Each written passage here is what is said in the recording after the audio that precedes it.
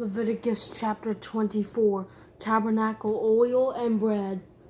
The Lord spoke to Moses, "Command the Israelites to bring you pure oil from crushed olives for the light, in order to keep the lamp burning continually. Aaron is to tend it continually from evening until morning before the Lord outside the veil of the testimony in the tent of meeting.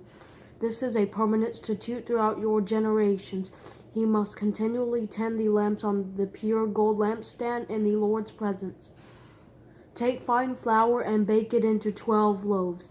Each loaf is to be made with 4 quarts. Arrange them in 2 rows, 6 to a row, on the pure gold table before the Lord. Place pure frankincense near each row, so that it may serve as a memorial portion for the bread and a fire offering to the Lord.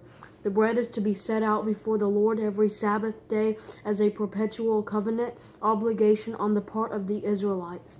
It belongs to Aaron and his sons, who are to eat it in a holy place, for it is the holiest portion for him from the fire offerings to the Lord. This is a permanent rule." A case of blasphemy. Now the son of an Israelite mother and an Egyptian father was among the Israelites. A fight broke out in the camp between the Israelite woman's son and an Israelite man. Her son cursed and blasphemed the name, and they brought him to Moses. His mother's name was Shelemith, a daughter of Dibri of the tribe of Dan. They put him in custody until the Lord's decision could be made clear to them.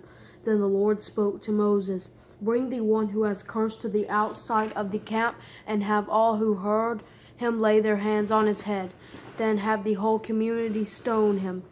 And tell the Israelites, if anyone curses his God, he will bear the consequences of his sin. Whoever blasphemes the name of the Lord is to be put to death.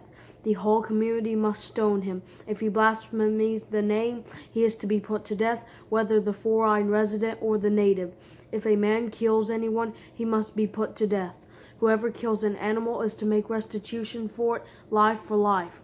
If any man inflicts a permanent injury on his neighbor, whatever he has done is to be done to him. Fracture for fracture, eye for eye, tooth for tooth.